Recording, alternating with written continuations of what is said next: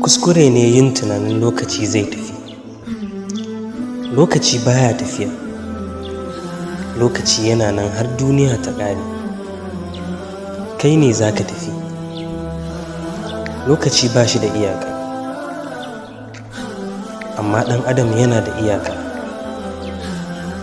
Ɗan adam ne ke tsufa kuma yake mutuwa. Amma lokaci baya yi. Don haka, abu mafi kyau shine amfani da kanka kafin ka mutu. Kuma ɗaya daga cikin mafi munin abubuwan da za ka yi da lokaci shine gwada kanka da wasu. Saniya takan ci ciyawa ta yi ƙiba, amma idan kare ya ci ciyawar, mutuwa zai yi.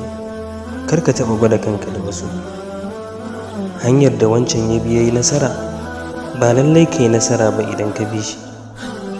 Mai da hankali kan baiwar da Allah ya baka, kuma kada ka yi hasada a kan ni'imomin da ya yi wa wasu. Dr. Wamba nake ɗalibi ne ba malami ba.